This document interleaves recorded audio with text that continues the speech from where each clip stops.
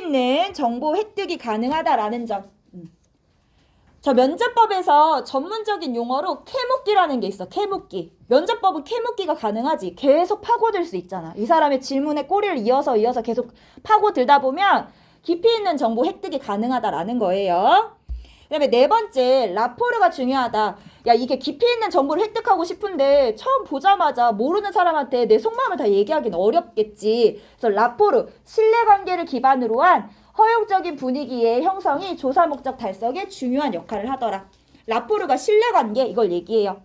그래서 방금도 그 금쪽이랑 자료 수집할 때 금쪽이에 대해서 알 때 누가 물어봤어? 유치원 선생님이 물어본 거야. 유치원 선생님이 왜 물어봤겠어? 얘랑 하루 종일 같이 있으니까 이미 어느 정도의 라포르, 신뢰관계가 형성된 상태인 거야. 그러니까 이 금쪽이가 술술술 속마음을 이렇게 얘기하는 거죠. 그래서 그거 보여주려고 갖고 왔어요. 자, 장점, 단점 볼게요. 장점은 방금 심층적인 이해가 가능하더라. 조사 대상자의 행위나 동기, 가치 등 주관적인 세계를 심층적으로 이해할 수 있고, 자, 신뢰관계 형성을 통해서 응답을 거부하거나 회피, 무성의한 응답, 이런 것들은 악의적인 응답, 요런 것들은 어디에 단점이었어? 질문지법의 단점이었어요. 근데 요런 것들을 방지할 수 있다라는 거야. 대면에서 회피하려면 또 다르게 방향을 달리해서 질문할 수 있겠지.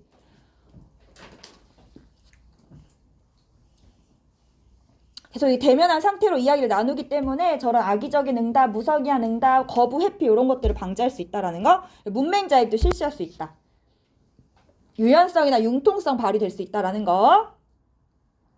자, 모든 지금까지 5가지 자료 수집 방법 배울 텐데 유연성이나 융통성을 발휘할 수 있는 거는 면접법이 제일 큽니다. 상황에 따라 달리 제시할 수 있는 거. 이미 질문지법이나 실험법은 정해져 있어. 정해져 있기 때문에 상황에 따라서 유연적이거나 융통성으로 대처하기가 어려워. 참여관찰법도 마찬가지예요. 참여관찰법도 이미 정해져 있는, 그러니까 그냥 일상세계 그 자체를 관찰하고 있기 때문에 벌어진 일에 대해서 연구자가 개입할 수가 없어. 하지만 면접법은 상황에 따라서 연구자가 얼마든지 달리 제시할 수가 있지, 질문을. 그래서 유연성이나 융통성은 면접법에서 충분히 발휘될 수 있다라는 거. 자, 단점은 시간과 비용이 많이 들더라. 그리고 조사 주제에 부합하는 전형적인 조사 대상자를 선정하는 게 쉽지 않다라는 거. 소수의 사례에 집중하다 보니까 뭐 예를 들면 뭐 동성애자의 사랑에 대해서 이제 면접법을 하고 싶어. 그럼 어떤 동성애자를 정할 것이냐. 이제 그런 것도 좀 어려워지겠지. 그래서 전형적인 조사 대상자를 선정하는 거 쉽지 않고, 이거는 마지막은 질적 연구와 관련된 거죠. 질적 연구에서의 단점이기도 했잖아. 조사자의 편견이나 주관적 가치가 자료 해석 과정에 개입할 우려가 크다라는 점. 요것도 보시면 돼요. 또한 소수를 대상으로 하기 때문에 일반화에 곤란하다. 요것도 역시 단점으로 지적됩니다.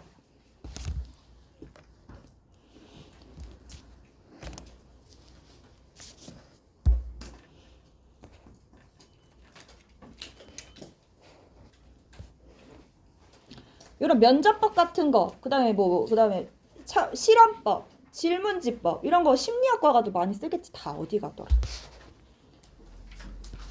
자, 뒤로 가보겠습니다. 자, 이제 가장 구조화 정도가 낮은 참여관찰법에 대해서 공부를 해볼게요. 자, 참여관찰법은 우리 교과서 31쪽 한번 사례를 볼까요? 이거는 없어도 돼. 그냥 읽어볼 거니까. 자, 31쪽에 여기 노숙 생활을 하며 노숙인을 연구한 사례가 나와 있어. 이게 바로 참여관찰법의 대표적인 사례예요. 읽어볼게요. 땡땡씨는 노숙인을 바라보는 사회의 시각이 잘못된 것이 아닌지 의문을 품고 노숙인 연구를 위해, 자, 볼게. 72일 동안 서울역에서 노숙 생활을 하며 직접 이 연구 대상자가 되는 이 사람들의 생활세계에 직접 연구자가 참여한 거지. 조사자가 참여해서 노숙인들과 대화를 나누고 그들의 일상생활을 분석했다. 그러니까 참여해서, 그들의 일상세계에 참여해서 관찰하고 있는 거야. 어떤 인위적인 조작이 없지. 실험법처럼 인위적으로 독립변을 처치한다든지 질문지처럼 미리 정해진 내용을 준다든지 이게 아니야. 있는 그대로 관찰하고 있어. 자, 그는 쉼터나 보호시설 관계자들의 이야기를 듣기보다 직접 그들의 세상으로 들어가기로 했다. 세상으로 들어간 거야. 자, 그러나 노숙인이 되는 과정은 쉽지 않았다. 이제 이 사람이 노숙인이 돼야 되는데 쉽지 않았대. 휴대전화는 물론이고 녹음기나 사진기를 가져갈 수 없었다. 가지고 있던 공책에 3, 4일에 한 번씩 기록하며 쪽잠을 잤다. 자, 70일 동안 만난 노숙인은 총 80여 명에 이르고 이 중 8명의 노숙 생활을 집중적으로 분석했대요. 자, 그는 노숙인은 시들 때도 없이 시도 때도 없이 구걸하거나 잠만 자는 존재가 아니라 자신들의 방식대로 공공 공간을 다른 방식으로 이용하고 있을 뿐이다 라고 주장하면서 자본주의의 틀에 편입되지 못한 노숙인들을 일반 시민과 다르다는 이유만으로 잘못되었다고 말하는 사회의 시각 전환을 가져올 수 있는 물꼬를 트고 싶었다. 이렇게 나와 있어요. 이게 바로 참여관찰법의 사례야. 내가 본 참여관찰법은 그 되게 유명한 기자 있는데 자기가 직접 몸소 실천해보면서 기사를 쓰는 기자가 있어. 내가 까먹었는데 그 기자가 뭐를 했었냐면 한겨울에 시골집에 밖에서 키우는 강아지가 되어보기. 하루 동안. 그래서 그 개 목줄에 묶여있는 강아지가 그 강아지 옆에서 하루를 살아봐. 그래서 어떻게 하냐면 발목에다가 목줄을 묶어. 그 개 목줄을. 그 기자가. 그리고 그 강아지 옆에서 같이 이렇게 하루 종일 있는 거야, 앉아서. 그래서 그 강아지가 되어보는 거야. 같이 생활해보는 거야. 봤더니 얘가 목줄이 10cm밖에 안 된대. 그래가지고 막 반가워도 얘가 이렇게 못 나가. 그 사람도 똑같이 목줄을 그 정도로 만들어. 발에다가 채우고. 밥도 걔가 먹는 거 옆에서 같이 먹어. 그래서 막 걔가 막 오돌오돌 떨어. 추워가지고. 기자도 오돌오돌 같이 떨어. 이러면서 그 강아지를 이해하는 뭐 그런 기사를 썼더라고. 그런 것도 참여관찰법의 사례겠죠. 자, 이 참여관찰법은 왜 등장했냐면 의미를 한번 볼게요. 의미를 일단 보면 자, 조사 대상자의 일상세계에 참여하여 그래서 참여관찰이야. 참여하여 필요한 자료를 수집하는 방법이라는 거야. 자, 참여관찰이 시작된 거는 문화인류학에서 시작이 되었어. 부족민을 연구하고 이제 부족민을 연구하는데 그 부족민들의 언어가 되게 다르지. 우리가 일반적으로 많이 쓰는 뭐 영어, 일본어, 중국어 이런 언어로 대화하지 않잖아. 그들만의 언어가 있어. 근데 그들만의 언어를 배워가지고 부족민을 연구하기에는 너무 시간도 오래 걸리고 어렵겠지. 그래서 이제 등장한 게 저 참여관찰법이에요. 부족민들의 일상 세계에 그 인류학자들이 직접 참여해서 오랫동안 같이 살아보는 거야. 살면서 이 사람들의 행위, 이 사람들의 언어, 문화 이런 것들을 이제 이런 것들을 관찰하고 자료를 수집하기 시작해요. 그러면서 저 참여관찰법이 등장합니다. 자, 질적 연구에서 활용이 되는 자료 수집 방법 중에 하나예요. 자, 여기 나와 있지. 가장 전형적인 비구조화, 비표준화된 자료 수집 방법으로서 왜? 조작을 가하지 않고 있는 그대로 관찰하고 있기 때문에 그래. 어떤 조작도 없이 있는 그대로 다 관찰하고 있어요. 그래서 비구조화, 비표준화 정도가 가장 낮다라는 거. 그래서 가장 전형적인 비구조화, 비표준화된 자료 수집 방법으로서 연구 대상자의 생활에 조작을 가하지 않고 있는 그대로 관찰하더라. 심층적인 연구를 위해서는 장기간에 걸쳐 수행되는 경우가 많기 때문에 시간과 비용이 비교적 많이 소요되다라는 거. 그래서 부족민을 연구할 때 단기간에 이 사람들만 보고 다 파악할 수 없지. 그래서 같이 막 1년을 살기도 하고 뭐 2, 3년을 같이 살기도 한다고 하더라고. 자, 가장 큰 장점. 참여관찰법에서 가장 큰 장점은 자료의 실제성을 확보할 수 있다. 있는 그대로를 지금 생생하게 관찰해서 기록하는 거잖아. 그래서 자료의 실제성 확보가 가장 커요. 자료의 실제성 여기 왼쪽에 나와 있습니다. 연구자가 수집하여 분석하는 자료가 실제 연구자가 연구하고 했던 현상과 일치하는 정도를 말한다. 참여관찰법은 연구자가 연구하고자 하는 사회문화 현상을 직접 접하기 때문에 자료의 실제성 확보에 매우 유리하다. 왜? 있는 그대로 어떤 조작도 없이 있는 그대로 관찰하기 때문에 실제성 확보가 유리하다라는 거. 이게 질적 자료예요. 심층적 이해에 유리하다. 여기 나와 있네. 이민족, 문맹자 이런 의사소통이 곤란한 대상에게도 적용할 수 있다라는 거. 단점은 아까 부족민들 연구하려면 1년이 걸리고 2년이 걸리고 3년이 걸릴 수도 있다고 했어. 시간과 비용 측면에서 비효율적이다. 그러니까 시간과 비용 측면에서 효율적인 거는 질문지법이 제일 경제적이겠죠. 제일 크겠죠. 이따 이거 나눠주면서 다시 얘기할게요. 종이.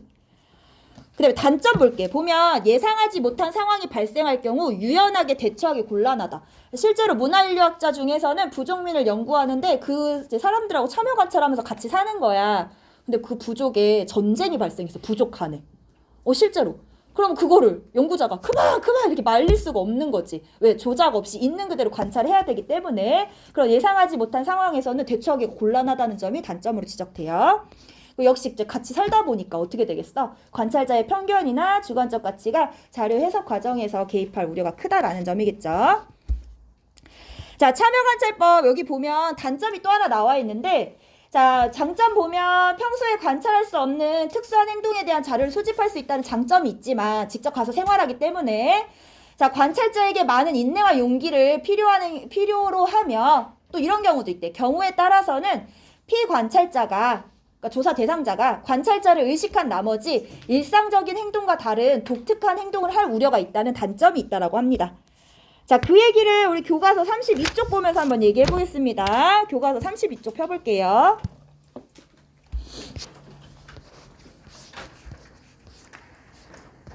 자, 자료 2 볼게요. 자료 2. 유치원생들의 갈등 대처 방식 관찰. 자, 연구자 갑은 유치원생들의 갈등 대처 방식을 알아보기 위해서 유치원 교사와 아이들에게 이 연구 활동의 취지를 숨김없이 이야기하고 나오네. 2달 동안 땡땡 유치원들의 생활을 관찰하였대. 그러니까 지금 여기 이 유치원들 생활, 유치원생이나 유치원 교사들의 생활에 직접 연구자가 참여해서 지금 관찰하고 있는 참여관찰법을 사용한 거지. 근데 봐봐. 유치원에서 발생한 친구끼리의 다툼은 예상보다 적었고 몸싸움보다는 말다툼으로 끝나는 경우가 많았다. 연구가 끝나고 봐봐. 유치원 교사는 연구자 갑에게 연구 진행 동안 평소와 달리 아이들이 더 얌전해지고 말을 잘 들어서 너무 편했어요 하면서 고마움을 표시했대. 지금 방금 지적된 단점이 여기 나오고 있는 거지. 피관찰자가 유치원생들이 관찰자를 의식해가지고 더 싸울 거를 물고 핥힐 거를 우리 여기서 화해하자 이렇게 끝냈다는 거잖아. 그래서 현상의 왜곡이 나타날 수 있다라는 것도 여기서 단점으로 얘기하는 거야. 그러니까 일상생활과 다른 독특한 행동을 할 우려가 있다라는 거. 요런 게 또 단점으로 지적되기도 한다라는 거예요.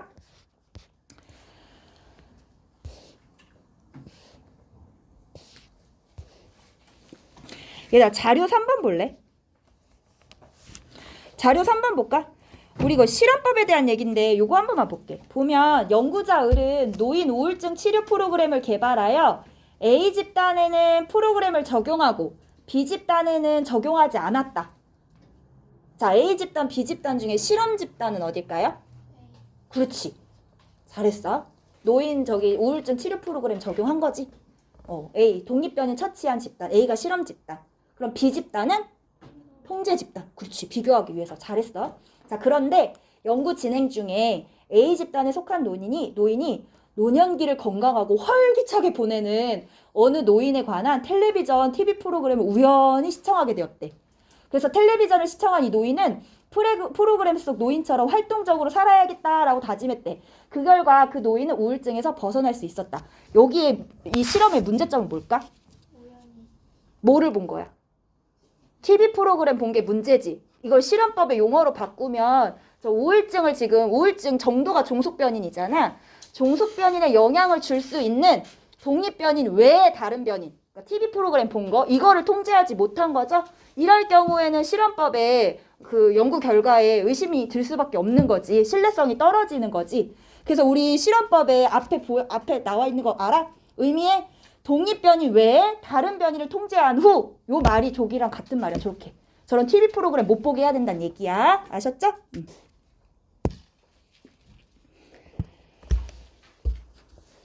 자, 이제 다시 돌아와서 마지막 문헌연구법 하겠습니다. 자, 문헌연구법은 우리가 하는 자료 조사 방법이라고 생각하면 돼. 지금 우리 이거 발표할 거 다 문헌연구 하겠지? 기존에 있던 논문, 기존에 있던 신문 기사, 기존에 있던 통계 자료 찾아서 여러분들 연구 주제에 맞춰서 다시 분석할 거잖아. 그치? 이게 문헌연구법이야. 자, 이미 존재하는 자료를 활용하여 필요한 정보를 수집하는 방법이다. 이미 존재하는 자료래. 자, 이미 존재하는 자료를 활용하여 필요한 정보를 수집한다 해서 얘는 2차 자료 수집용으로 활용되는 경우가 많다. 그러니까 2차 자료 수집 방법이다. 이렇게 아시면 돼요. 2차 자료가 뭐예요? 2차 자료 보여드릴게요. 왼쪽에. 자, 1차 자료와 2차 자료가 있습니다. 1차 자료는 연구자가 자신의 의도에 따라 직접 수집한 자료. 그럼 앞서 봤던 질문지, 실험, 면접, 참여관찰 이건 1차 자료 수집 방법이야. 연구자가 자기 의도에 따라서 질문지 돌리고 실험하고 그 다음에 참여관찰 하는 거잖아. 1차 자료 수집이 앞서 봤던 건. 자, 2차 자료는 다른 연구에서 수집, 분석해놓은 기존 자료이다. 그래서 일반적으로 문헌연구법을 통해 연구자가 수집하는 자료는 2차 자료에 해당한다. 이렇게 나와 있어요. 그러니까 얘는 2차 자료 수집 방법이야.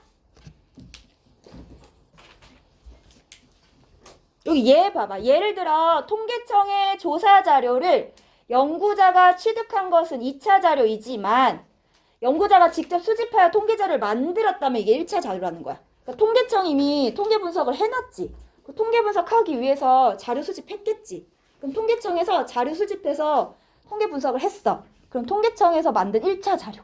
근데 그 분석한 자료를 내 연구에서 활용해. 그러면 나는 2차 자료가 되는 거야. 이 연구자 입장에서는.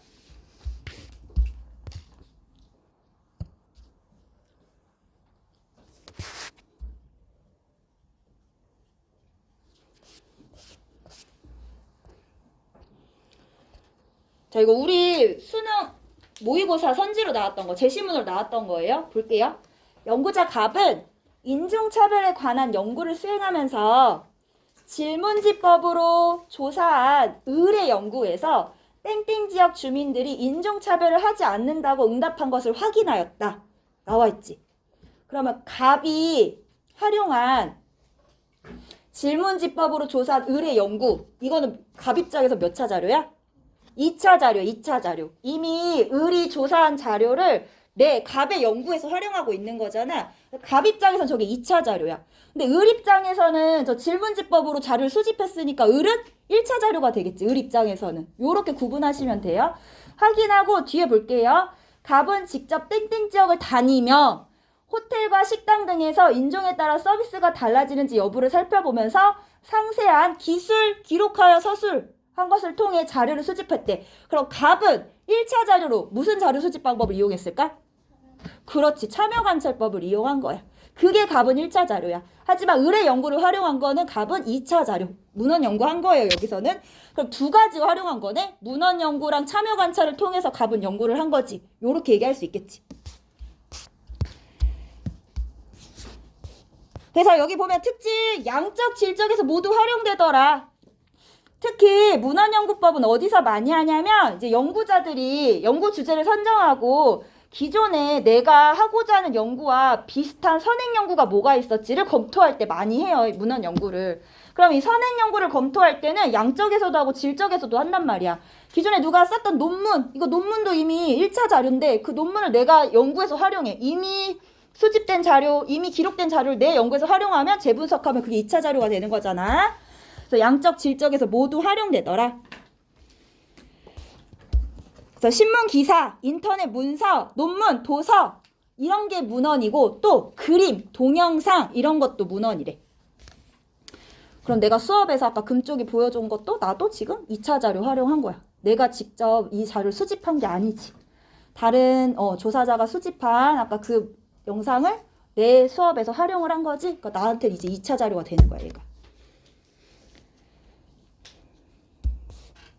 자, 문헌연구법에서 문헌이란 자, 문서, 서적 이런 것뿐만 아니라 자, 참고 자료가 되는 모든 기록이나 자료를 포함하는 말이라는 점에서 유의해야 된다. 그래서 서적, 문서, 그림, 기존의 그림, 동영상, 통계 자료 이런 것도 모두 문헌에 해당한다라는 거 알고 계시면 되겠어요. 자, 장단점 보면 되게 쉽겠죠? 여기 시간과 비용 측면에서 효율적이겠지? 책 뒤져가지고 그림 누가 이미 수집해놓은 자료 갖고 와서 내가 연구하면 되는 거니까. 그다음에 시간과 장소의 제약으로부터 자유롭다라는 거. 역사 연구할 때 내가 조선시대를 가서 직접 자료 수집하지 않더라도 조선시대 기록을 보고 내가 조선시대 연구를 할 수 있는 거지. 뿐만 아니라 미국을 가지 않더라도 미국에 대한 책을 보고 미국을 연구할 수 있어. 시간과 장소의 제약으로부터 비교적 자유롭다. 역사 연구를 하거나 지역 연구가 가능하다라는 거예요. 그래서 아까 여기 선행 연구 검토할 때 많이 한다고 했어. 기존 연구 동향이나 성과 파악을 통한 참고 자료 수집에 적합하더라. 그럼 문헌연구법은 문헌이 중요해. 문헌이 정확한 문헌이고 신뢰성이나 타당성이 높은 문헌이어야 되는데 문헌의 정확성이나 신뢰성이 떨어지면 연구 자체에 대한 신뢰도도 떨어지는 거야. 그래서 문헌의 정확성과 신뢰성을 확보하기 곤란한 경우가 많다. 니네 많이 하잖아. 블로그에서 막 긁어오는 거. 그 블로그에서 긁어오는 자료, 정확하고 신뢰할 수 없는 자료들 많죠. 출처 없는 자료들이잖아. 너희들이 하는 연구의 단점을 생각해 보시면 돼요. 또 문헌을 해석할 때 연구자의 주관적 가치가 개입될 우려가 있다라는 거 글로만 보고 그림으로만 보고 기록으로만 보기 때문에 그렇습니다. 자, 옆에 1차 자료, 2차 자료 나와 있어요. 1차 자료 다시 보자면 1차 자료는 연구자가 현재 수행 중인 연구 목적에 맞게 직접 수집한 자료입니다. 그래서 아까 얘기한 질문지법, 실험법, 면접법, 참여관찰법은 1차 자료 수집 방법이에요. 자, 2차 자료는 다른 목적을 위하여 이미 수집되고 정리된 자료라는 거야.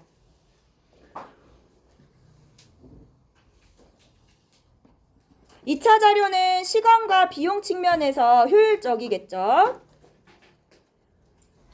그래서 여기 보면 2차 자료와 1차 자료를 적합하게 활용해야 된다 이런 얘기 있어요. 한번 읽어보시면 되고 1차 자료, 2차 자료 구분하실 줄 알아야 되는 거. 그러니까 문제에서 보다시피 갑이 연구한 자료, 을이 조사한 자료를 갑의 연구에서 활용했어. 갑은 문헌연구법 2차 자료 활용한 거잖아. 이렇게 구분할 수 있어야 돼. 통계 자료 활용한 것도 마찬가지겠죠? 통계 자료를 활용해서 뭔가 변인 간의 관계를 분석했다. 뭐 범죄율과 그 다음에 뭐라고 할까? 이런 거 어떤 그 지역의 가로등 비율과 범죄율의 관계를 분석했다. 그럼 가로등의 비율은 지자체에서 이제 수집한 가로등의 비율을 갖고 왔고 범죄율은 뭐 어디 경찰서에서 이렇게 수집한 통계 자료를 내가 갖고 왔다. 그러면 나는 문헌 연구로 둘의 상관관계를 연구한 거지. 요렇게 얘기할 수도 있고 아시겠죠? 그래서 이번에 지금 나눠드릴 거는 질문지법, 면접법, 참여관찰법, 실험법에 대해서 이렇게 많이 물어보는 것들 선생님 정리해가지고 잘라왔거든? 이거 보면서 이렇게 해볼게요. 크기가 달라. 자기 어디다가 잘 붙여놔. 껴놓듯.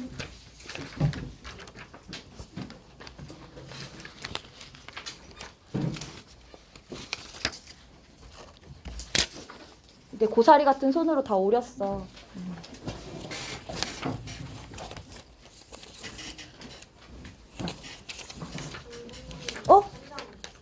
거기 없는 친구 빼고도? 알았어.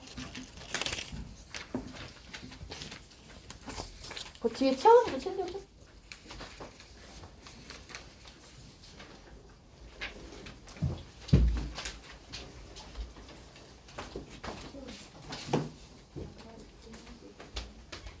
한 장이 없어?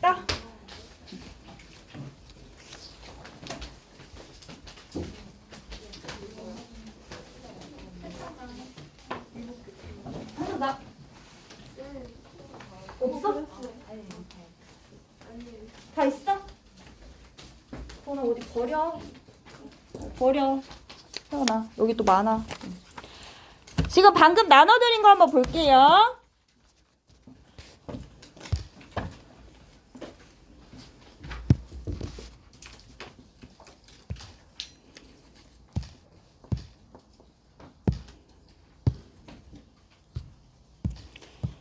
내가 이걸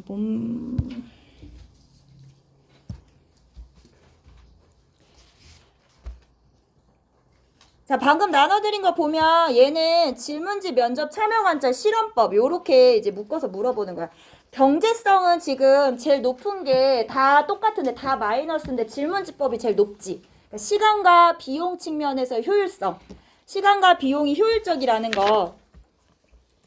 요거는 지금 질문지법이 가장 효율적인 거예요. 경제성이 높은 거야. 그럼 물어볼 때 저 4개를 두고 시간과 비용이 비교적 가장 효율적이다 이렇게 물어보면 질문지법의 특징인 거야. 이렇게 골라줘야 돼. 그다음에 조작화 정도 이렇게 나와 있어. 어떤 상황을 통제하고 인위적인 정도, 구조화 정도를 얘기해요.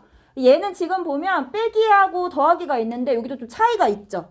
보면 조작화 정도, 어떤 인위적인 정도, 통제 정도를 보면 실험법이 가장 큽니다. 그래서 가장 엄격하게 통제가 이루어지는 자료 수집 방법이라고 했잖아. 그 다음이 질문지법이야. 질문지법도 어느 정도 통제는 있어. 왜? 동일한 내용과 형식을 묻고 있지. 하지만 우리가 악의적인 응답이나 무성의한 응답까지 통제할 수는 없잖아. 그런 측면에서 실험법보다는 더하기가 하나가 적은 거야. 됐지? 자, 그 다음에 이제 면접법이에요. 면접법도 대략적인 질문을 가지고 상황에 맞게 유연적으로 이렇게 제시를 하죠. 그래서 그 다음에 이제 비구조화된 자료 수집 방법. 그다음에 가장 조작화 정도가 낮은 게 뭐겠어? 참여관찰법이지. 이거는 연구자의 어떤 인위적인 통제나 그다음에 조작 이런 게 아무것도 없어. 그냥 실제 현상 있는 그대로 관찰하고 있기 때문에 가장 낮습니다. 됐어요, 여기까지? 그다음에 계량화 가능성은 양적 자료 수집의 가능성을 묻고 있기 때문에 질문지법하고 실험법은 똑같아요. 왜? 얘들 양적 자료 수집이잖아요. 면접하고 참여관찰법은 뭐였어? 질적 자료를 수집하기 위해서 사용되는 자료 수집 방법이었지. 그래서 마이너스가 같은 거예요. 자, 주관 개입 가능성은 질적 자료에서 크게 나타나죠. 그래서 면접하고 참여관찰법이 더하기야. 반면에 실험하고 질문지법은 양적 자료 수집이니까 계량화, 수량화 되기 때문에 연구자의 주관 개입 가능성은 낮다라는 거. 요렇게 표시해주면 돼요. 요거 이해하셨어요? 요거 어디다 붙여놓고 잘 보세요. 자, 이제 문제 풀 거예요. 우리 문제 풀었나 모르겠고 문제를 풀고 일단 기출문제도 나눠드릴게. 여기에 나오는 기출문제 사실 되게 많은데 3개년 기출문제도 엄청 많더라고. 그래서 일단 4개만 8개 뽑아왔고 다른 것도 틈틈이 많이 풀어보세요.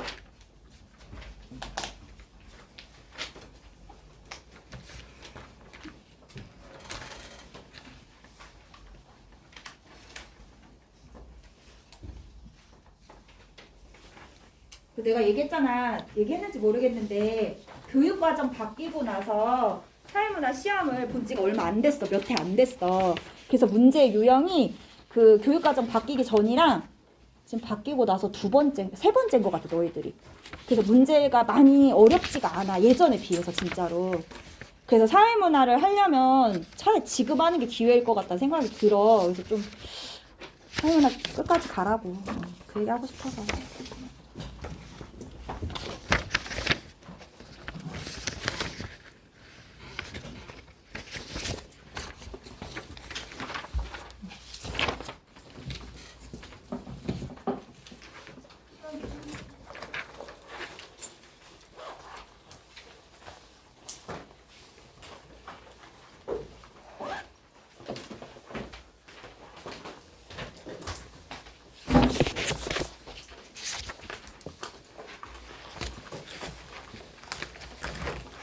자, 요거 풀어보시고 요건 다음 시간에 풀어볼게요. 그럼 우리는 지금 몇 쪽 볼 거냐면 33쪽 7번 볼게요. 자, 다음 사례에 대한 설명으로 옳지 않은 거 이렇게 물어봤어요. 답은 네모네모 독서 프로그램과 동그라미 독서 프로그램이 초등학생의 독서 능력에 미치는 효과를 알아보고자 하였다. 이렇게 나와 있지. 자, 이를 위해서 독서 능력이 비슷한 초등학생 40명을 각각 A집단과 B집단으로 구성했대. 20명씩. 그리고 A집단에게는 네모네모 독서 프로그램 적용하고 B집단에게는 동그라미 독서 프로그램을 적용해서 이후에 두 집단의 독서 능력을 측정하였다. 얘 지금 무슨 자료 수집했어? 읽어보니까 뭐 하신 것 같아요? 이분 뭐 하셨어요? 실험법 했지. 연구자의 인위적인 처치가 있었어. 원래 A집단하고 B집단 애들은 독서 프로그램을 안 하고 있던 애들인데 저 네모네모랑 동그라미 독서 프로그램을 인위적으로 실험자가 적용을 시킨 거야. 실시를 한 거야. 인위적으로 상황을 만들어놨지. 실험법이야. 그럼 실험법은 독립변이하고 종속변이 찾는 게 중요하다고 얘기했잖아. 독립변인이 뭘까? 여기서 독립변인 뭐야? 독서 프로그램 뭐? 그렇지. 너무 잘 얘기했어. 둘 다야. 이게 둘 다가 독립변인이야. 종속변인은 독서 능력.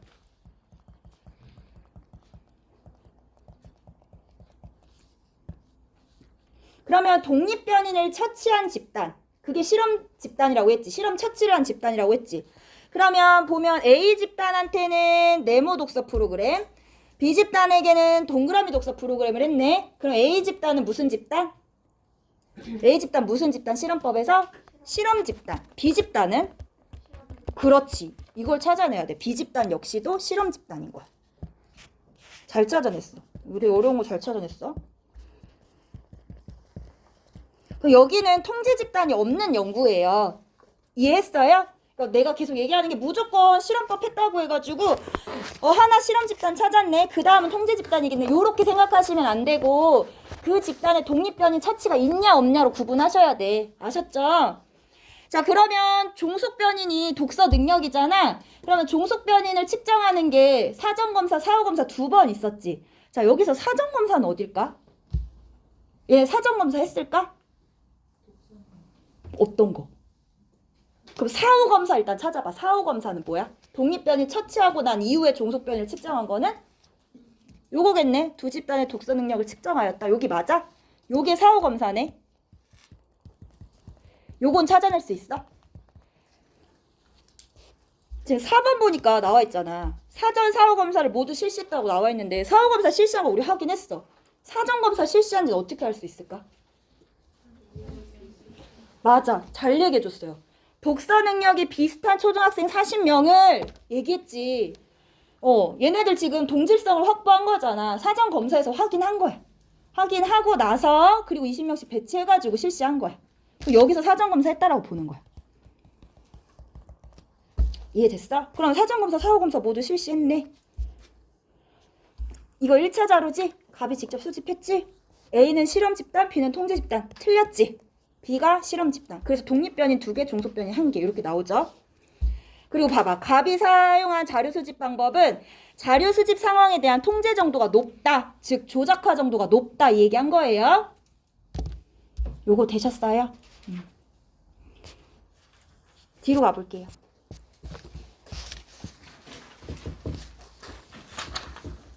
5번 볼게요. 5번.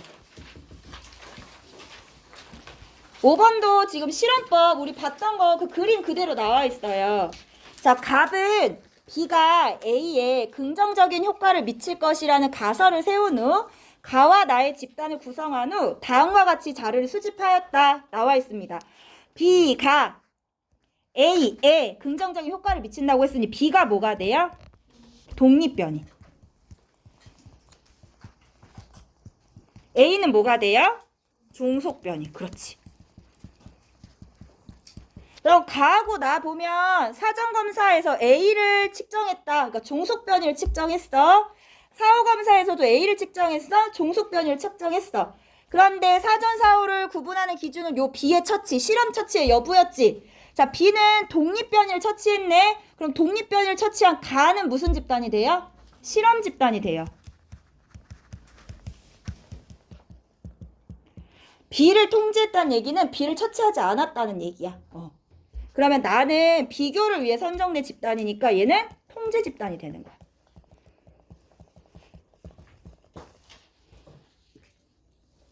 그래서 실험 집단의 기역, 니은의 변화와 통제 집단의 디귿, 리을의 변화를 확인해서 이 두 개를 비교하는 게 실험법이잖아요.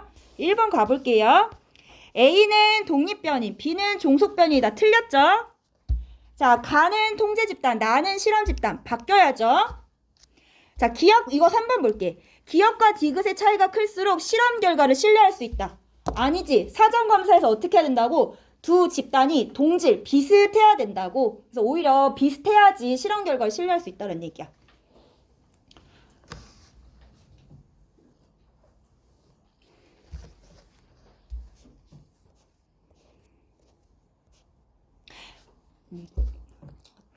거기, 아니야. 자, 4번 볼게요. 가 집단의 기역과 니은의 유의미한 차이는 가설의 수용 여부를 판단하는 조건 중 하나이다. 이게 정답이지. 기역과 니은의 유의미한 차이가 있어야 B의 처치가 효과가 있었구나. 이렇게 얘기할 수 있는 거잖아. 근데 만약에 A하고 여기 디귿하고 리을의 변화를 확인했더니 별 변화가 없어. 근데 기역하고 니은을 확인했더니 유의미한 차이가 나. 그러면 진짜 B의 효과가 확실하게 나타나네? 이렇게 가설의 수용 여부를 판단할 수 있는 조건 중 하나가 되겠죠. 자, 니은과 리을의 유의미한 차이가 없으면 오히려 가설은 기각되겠지. 저거 B 해봤자 별 효과가 없네. 이런 거잖아. 그래서 오히려 이러면 가설이 기각된다라는 거. 7반은 반응이 없어서 고마운 점은 하나 있어. 다른 애들은 제발 그만해요. 여기까지만 해요. 실례요. 이렇게 얘기하는데 우리 7반은 그런 얘기 1절 안 해. 고마워. 그렇지 서연아 6번까지만 할게. 그럼 종이 칠 것 같아. 미안해. 자, A가 수행한 연구에 대해서 옳게 이야기한 거 볼게요. 옳게 이해한 학생. 땡땡국의 경제학자 A는 경제 지표를 통해 코로나19로 인한 매출 감소 업종과 매출 증가 업종을 조사하였다. 뭐를 통해서? 경제 지표를 통해서. 그러면 이미 경제 지표는 수집이 되었고 그거를 A가 연구하기 위해서 갖고 왔지. 그러면 지금 얘는 여기서 매출 감소 업종하고 매출 증가 업종 조사할 때 몇 차 자료를? 2차 자료를 가지고 자료를 수집한 거야. 경제 지표를 통해라고 했잖아. 그러면 일단 갑은 뭐 했어? A는 문헌 연구했어. 2차 자료 활용했어. 여기까지 됐어요? 그 결과 대부분 업종에서 매출이 감소하였으나 홈쇼핑, 인터넷 쇼핑, 자전거 업종의 경우는 오히려 매출이 증가한 걸 확인했대. 특히 명품 매출이 급증하였는데 그 이유를 알아보려고 명품을 구입한 10명과 심도 있는 대화를 통해서 자료를 수집했다. 자, 여기서는 무슨 자료 수집 방법? 면접법. 여기서는 연구자가 직접 자료를 수집했네. 몇 차 자료? 1차 자료. 그러면 이 사람은 1차 자료와 2차 자료 둘 다 활용했어. 문헌연구법하고 면접법 둘 다 활용한 거예요. 자, 갑 볼게요. 양적 자료만 수집하였네. 틀렸지? 질적 자료 수집했지. 양적 자료 없어. 자, 을 1차 자료와 2차 자료 수집하였군. 이거 맞는 말이죠? 자, 병. 자, 자료 수집 과정에서 기업과 10명하고 신뢰감을 형성하기 노력했을 거야. 라포르, 신뢰관계. 면접법에서 필요하다고 했어. 맞지? 정. 시간적, 공간적 제약으로부터 비교적 자유로운 자료 수집 방법으로 양적 자료를 수집하였어. 그치. 미안해. 여기 잘못했어. 양적 자료를 수집했지. 지금 보면 양적 자료를 수집해서 어디서? 자, 매출 감소 업종과 매출 증가 업종을 조사해서 매출이 감소했고 증가한 걸 확인한 거잖아. 수치로 확인했겠지. 그래서 정은 문헌 연구를 통해서 양적 자료를 수집한 거고 여기 갑은 양적 자료만 수집하는 내가 아니라 양적 자료와 질적 자료를 같이 수집한 거야, 얘들아. 이해했어요? 그래서 여기 을병정 이렇게 답이 돼야 돼요. 여기까지 할게요.